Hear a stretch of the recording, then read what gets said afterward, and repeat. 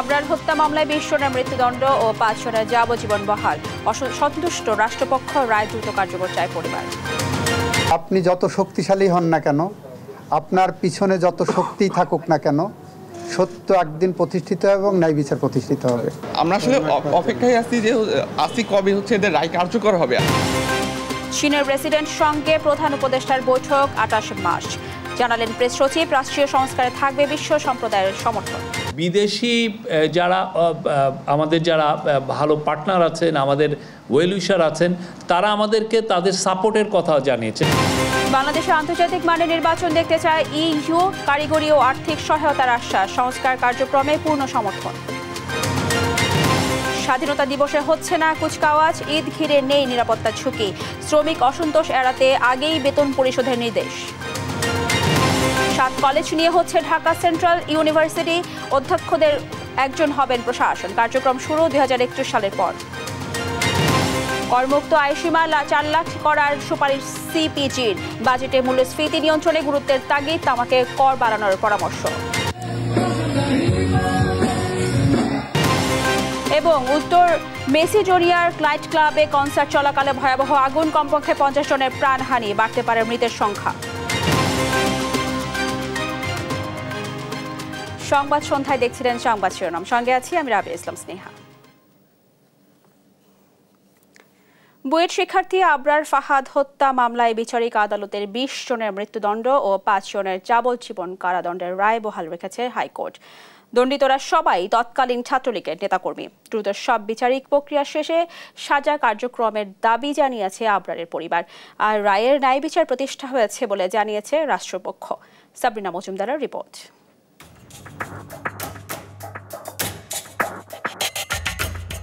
2019 সালের 6 অক্টোবর 2011 নম্বর রুমে বড় ভাইয়েরা তোকে ডাকে, এই বলে বুয়েটের শেরেবাংলা হলে আবরার ফাহাদকে ডেকে নিয়ে দফায় দফায় পিটিয়ে হত্যা করা হয়। সারা রাত নির্যাতন করে হত্যা করে তার মরদেহ ফেলে রাখা হয় সিঁড়ির নিচে। এই ঘটনায় উত্তাল হয়ে ওঠে বুয়েট সহ বিভিন্ন ক্যাম্পাস। 3 দিনের মধ্যে গ্রেফতার করা হয় 22 জনকে। এরা সবাই তৎকালীন ছাত্রলীগের নেতাকর্মী। 2021 সালের 8 ডিসেম্বর ঢাকার দ্রুত বিচার ট্রাইব্যুনাল 1 আবরার ফাহাদ হত্যা মামলায় বুয়েটের 20 শিক্ষার্থীকে মৃত্যুদণ্ড ও 5 আসামিকে যাবজ্জীবন দণ্ড দিয়ে রায় দেন। পরবর্তীতে 5ই আগস্ট দেশে পট পরিবর্তনের পর গত বছরের 28 নভেম্বর রাষ্ট্রপক্ষের পেপার বুক উপস্থাপনের মধ্য দিয়ে নতুন করে শুনানি শুরু হয়। রবিবার বিচারিক আদালতের রায়কে সঠিক ও যুক্তিযুক্ত মনে করে 20 জনের মৃত্যুদণ্ডের রায় বহাল রাখেন হাইকোর্ট। বহাল রাখা হয় 5 জনের যাবজ্জীবন সাজাও। আবরার ফাহাদের মৃত্যুর মধ্য দিয়ে মেধাবী ছাত্র সমাজ একটি নতুন জীবন পেয়েছে বলে জানান অ্যাটর্নি জেনারেল মোহাম্মদ আসাদুজ্জামান। এই রায়ের মধ্য দিয়ে সমাজ বার্তা গেল যে আপনি যত শক্তিশালী হন না কেন, আপনার পিছনে যত শক্তি থাকুক না কেন, সত্য একদিন প্রতিষ্ঠিত এবং ন্যায় বিচার প্রতিষ্ঠিত হবে।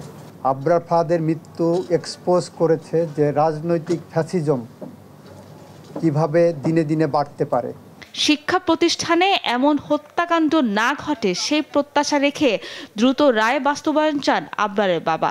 আর আবরারের ভাই জানালেন কারাগার থেকে আসামি পালিয়ে যাওয়ার হতাশার কথা। এই বিষয়টা আসলে সম্পূর্ণ আমাদের জন্য হতাশার, কারণ আমরা আসলে অপেক্ষায় আছি যে কবে এদের রায় কার্যকর হবে। আর সেখানে আমরা কাইন্ড অফ তার মধ্যে হঠাৎ করে জানতে পারতেছি একজনকে পালিয়ে চলে গেছে। ইভেন সে এমন একজন যে তাকে রুমে ডেকে নিয়ে গেছে এবং মারার সময় যে উপস্থিত ছিল এমন একজন সেখান থেকে পালিয়ে চলে গেছে। হাইকোর্টে যে রায় কেটেছে এটা আমরা আপাতত সন্তুষ্ট, কিন্তু আমরা চাই যাতে দ্রুত এই রায়টা কার্যকর হয়, সেই জন্য এটা ব্যবস্থা করা হয়।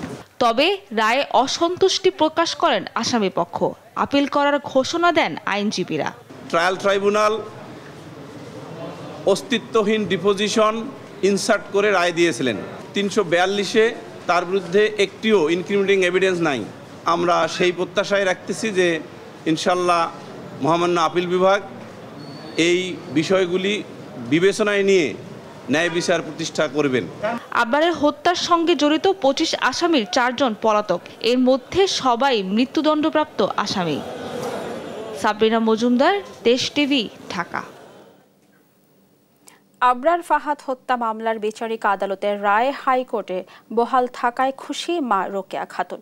তবে প্রিয় সন্তানের নির্মম হত্যাকাণ্ডের স্মৃতি প্রতিটি মুহূর্তেই তাড়িয়ে বেড়ায় তাকে।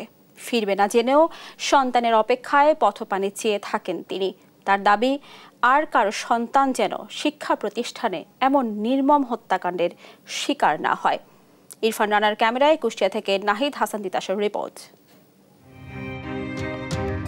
সন্তান ফিরবে না জেনেও জানালার গ্রিল ধরে পথপানে চেয়ে থাকেন মমতাময়ী মা রোকেয়া খাতুন।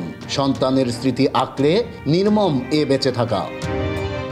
2019 সালের 6 অক্টোবর এই পথেই প্রিয় সন্তানকে ক্যাম্পাসের উদ্দেশ্যে বাসে তুলে দিয়েছিলেন তিনি।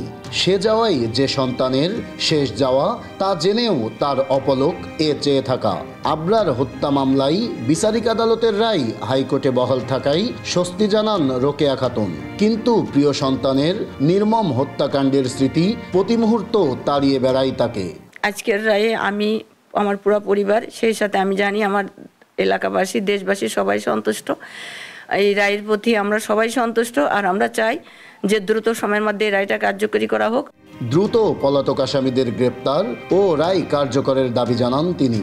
সেই সঙ্গে আর কারো সন্তানকে যেন এমন নির্মমতার শিকার হতে না হয় এ দাবিও জানান রাষ্ট্রের কাছে।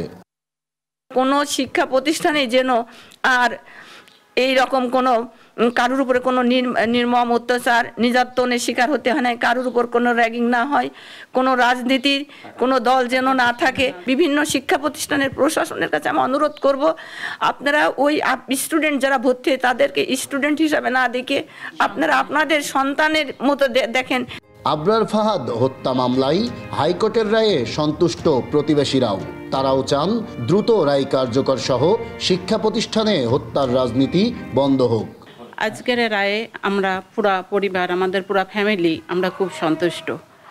আর আমরা চাই এই বিচার ফাঁসি, যতগুলো ফাঁসি হয়েছে, যতগুলোর যাবজ্জীবন কারাদণ্ড হয়েছে, এটা দ্রুত কার্যকর করা হোক। নষ্ট রাজনীতির বলেই কিন্তু আমাদের আবরার। আমরা চাই যে এই শিক্ষা প্রতিষ্ঠানগুলো রাজনীতিমুক্ত হোক। দ্রুত সব প্রক্রিয়া শেষে কার্যকর হবে আবরার ফাহাদ হত্যা মামলার রায়, এমনটিই আশা সবার। নাহিদ হাসান তিতাস, দেশ টিভি, কুষ্টিয়া। নিষিদ্ধ সংগঠন ছাত্রলীগের নির্মম নির্যাতনের প্রাণ হারান বুয়েটের মেধাবী শিক্ষার্থী আবরার ফাহাদ। 2019 সালের 6 অক্টোবর ফেসবুকে ভারত বিরোধী পোস্টের জেরে রাতভর নির্যাতন চালিয়ে হত্যা করা হয়। বিচারিক প্রক্রিয়া শেষে 20 জনকে মৃত্যুদণ্ড ও 5 জনকে যাবজ্জীবন কারাদণ্ড দেয় বিচারিক আদালত। আলোচিত এই হত্যাকাণ্ড বারবার মনে করিয়ে দেয় শিক্ষাঙ্গনে ছাত্রলীগের বর্বরতার কথা। আরও জানাচ্ছেন মোহাম্মদ আলাউদ্দিন।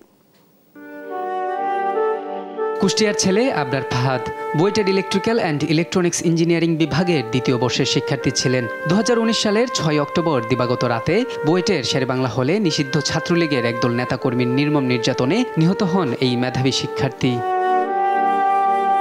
ফেসবুকে ভারত বিরোধী একটি পোস্টের জের ধরে সেদিন রাত 8টার দিকে তাকে শেরেবাংলা হলের 2011 নম্বর রুমে ডেকে নিয়ে যায় ছাত্রলীগের নেতাকর্মীরা। তারপর শিবির ট্যাগ দিয়ে 2 দফায় তাকে মারধর করা হয়। 6 ঘন্টা ধরে চলা নির্মম নির্যাতনে মৃত্যু হয় আবরারের।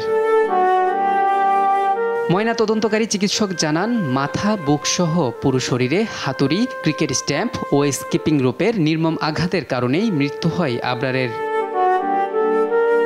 ওই হত্যাকাণ্ডের পর বুয়েট সহ শিক্ষা প্রতিষ্ঠানগুলোতে তীব্র বিক্ষোভের জেরে ছাত্রলীগের অভিযুক্ত নেতাকর্মীদের আটক করে মামলা দেয়া হয়। সেই সঙ্গে বুয়েট ক্যাম্পাসে নিষিদ্ধ হয় ছাত্র রাজনীতি। রোববার এই আলোচিত হত্যা মামলায় 20 জনের মৃত্যুদণ্ড ও 5 জনের যাবজ্জীবন কারাদণ্ড বহাল রেখে রায় দিয়েছেন হাইকোর্ট। রায়ে সন্তুষ্ট প্রকাশ করে দ্রুত কার্যকর করার দাবি জানান নিহত আবরারের পরিবার। মোহাম্মদ আলাউদ্দিন, নিউজ ডেস্ক, দেশ টিভি। 4 দিনের সফরে 26 মার্চ চীন যাচ্ছেন প্রধান উপদেষ্টা doctor Mohammad Yunus. Forum for এশীয় কনফারেন্সে অংশ নেওয়ার পাশাপাশি 28 মার্চ দিনে চীনের প্রেসিডেন্ট শি জিনপিং এর সঙ্গে বৈঠক করবেন তিনি। রোববার এই তথ্য জানান প্রধান উপদেষ্টার প্রেস সচিব। আর ডেপুটি প্রেস সচিব জানান, আইনশৃঙ্খলা পরিস্থিতি নিয়ে সোমবার পুলিশের 127 উচ্চপদস্থ কর্মকর্তার সঙ্গে বৈঠক করবেন প্রধান উপদেষ্টা। ফাহিম ইউসুফের প্রতিবেদন। ফোরাম ফর এশীয় কনফারেন্সে অংশ নিতে 4 দিনের সফরে আগামী 26 মার্চ চীন যাচ্ছেন প্রধান উপদেষ্টা ডক্টর মোহাম্মদ ইউনুস। এর আগে রোববার তার সঙ্গে সাক্ষাৎ করেন দেশটির রাষ্ট্রদূত ইয়াও ওয়েন। এ সময় সফরের বিভিন্ন দিক নিয়ে আলোচনা হয়। এ সফরে 28 মার্চ চীনের প্রেসিডেন্ট শি জিনপিংয়ের সঙ্গে বৈঠক করবেন প্রধান উপদেষ্টা। সেই সঙ্গে দেশটির উচ্চপদস্থ কর্মকর্তাদের সঙ্গেও বসবেন তিনি। এছাড়া পিকিং ইউনিভার্সিটিতে সম্মাননা গ্রহণের পাশাপাশি বক্তব্য রাখবেন ডক্টর মোহাম্মদ ইউনুস। রোববার বিকেলে রাজধানীর ফরেন সার্ভিস একাডেমিতে এক ব্রিফিংয়ে এসব তথ্য জানান প্রধান উপদেষ্টার প্রেস সচিব শফিকুল আলম। প্রেসিডেন্ট শি জিনপিংয়ের সাথে 28 তারিখে ইন্টারিম গভর্নমেন্টের তরফ থেকে ফোকাসটা থাকবে যে চাইনিজ কোম্পানিগুলো যাতে বাংলাদেশে এসে তাদের ফ্যাক্টরিগুলোকে রিলোকেট করে। প্রশ্নের জবাবে তিনি জানান, রাষ্ট্র সংস্কার প্রক্রিয়ার পুরোটা দেশীয় অংশীজনদের নিয়ে হবে। এতে হস্তক্ষেপ নয়, আন্তর্জাতিক সম্প্রদায়ের সমর্থন থাকবে। পুরো প্রসেসটাই তো আপনারা দেখছেন এটা একটা হোম গ্রোন। তবে বিদেশি যারা আমাদের যারা ভালো পার্টনার আছেন, আমাদের ওয়েল উইশার আছেন, তারা আমাদেরকে তাদের সাপোর্টের কথা জানিয়েছে। নির্ধারিত 2026 সালে এলডিসি উত্তরণের কথাও জানান প্রেস সচিব। সিপিডির আশঙ্কা নাকচ করে দিয়ে তিনি বলেন, এলডিসি উত্তরণের পর অর্থনীতি আরও ভালো হবে। সিপিডি বলেছে আমরা এটার সাথে একমত না। আমরা মনে করি বাংলাদেশের ইকোনমি যথেষ্ট সক্ষম এই এলডিসি গ্র্যাজুয়েশনের জন্য। এ সময় আইনশৃঙ্খলা পরিস্থিতি নিয়ে সোমবার পুলিশের 127 উচ্চপদস্থ কর্মকর্তার সঙ্গে প্রধান উপদেষ্টা বৈঠক করবেন বলে জানান ডেপুটি প্রেস সচিব।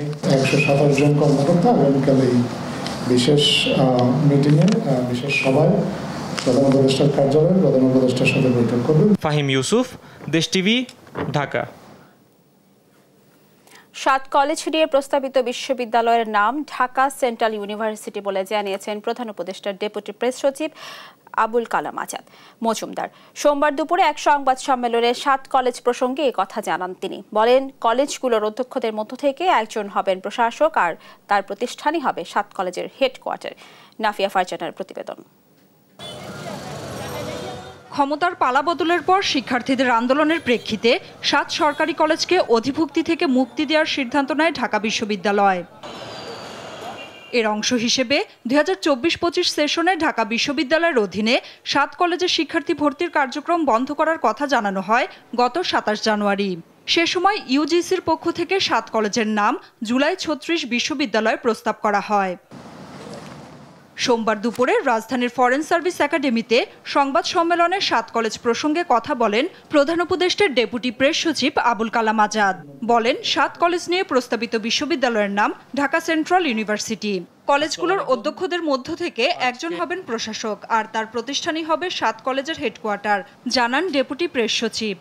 এই অন্তর্বর্তীকালীন প্রশাসক হবেন এই 7টা যে কলেজ, সেই কলেজেরই প্রিন্সিপালদের কোনো একজন, যিনি প্রশাসক হিসেবে মনোনীত হবেন। আপাতত তার কলেজটাই হবে এই বিশ্ববিদ্যালয়ের হেডকোয়ার্টার। তিনি আরও জানান, এই কলেজগুলোর সমন্বয়কদের নিয়ে 28টি টিম করা হয়েছে। এসব টিমের লিডারদের নিয়ে এই নাম দেয়া হয়েছে। এই বিশ্ববিদ্যালয়ের রূপরেখা চূড়ান্ত পর্যায়ে আছে বলেও জানান তিনি।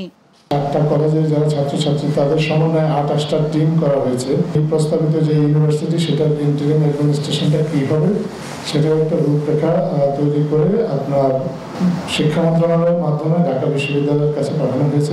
এর আগে রোববার রাজধানীর আগারগাঁওয়ে বিশ্ববিদ্যালয় মঞ্জুরি কমিশনে শিক্ষার্থীদের প্রতিনিধিদের সঙ্গে ইউজিসি চেয়ারম্যান SM-A ফয়েজ সহ অন্যদের এক সভায় বিশ্ববিদ্যালয়টির নাম চূড়ান্তের সিদ্ধান্ত হয়।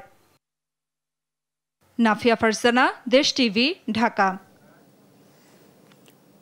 দেশ পরিচালনার দায়িত্ব যে রাজনৈতিক দলই পাক, জনগণের উপর চালানো নির্যাতন হত্যার বিচার হতেই হবে বলে মন্তব্য করেছেন বিএনপির ভারপ্রাপ্ত চেয়ারম্যান তারেক রহমান। রোববার আমরা বিএনপি পরিবারের আয়োজনে পতিত আওয়ামী লীগ সরকারের সময় গুম খুনের শিকার ও 24-এর গণ অভ্যুত্থানের শহীদ পরিবারের সঙ্গে সাক্ষাৎ ও ঈদ উপহার বিতরণের উদ্বোধন অনুষ্ঠানে তিনি কথা বলেন। কারা দেশ পরিচালনার দায়িত্ব পাবে, সুষ্ঠু নিরপেক্ষ নির্বাচনের মধ্য দিয়ে জনগণ সে রায় দেবে বলেও মন্তব্য করেন তারেক রহমান। যারা দেশ পরিচালনার দায়িত্বে পাবেন, এই দেশকে নেতৃত্ব দেওয়ার দায়িত্ব যে রাজনৈতিক দলই পাক না কেন, তাদের বিভিন্ন কর্মসূচির মধ্যে অবশ্যই একটি কর্মসূচি থাকতে হবে, এবং সেটি হলো যে মানুষগুলো এই দেশের মানুষের অধিকার প্রতিষ্ঠার জন্য নির্যাতিত হয়েছে, যে পরিবারগুলো তাদের সদস্যদেরকে হারিয়েছে, অথবা নির্যাতিত হয়েছে যে পরিবারের সদস্যরা, তাদের উপরে যে অন্যায় করা হয়েছে, আগামী দিনের যে নির্বাচিত সরকার থাকবে, জনগণের সরকার থাকবে, তাদেরকে অবশ্যই এই অন্যায়ের যে হয়েছে সেই অন্যায়ের বিচারগুলো করতে হবে।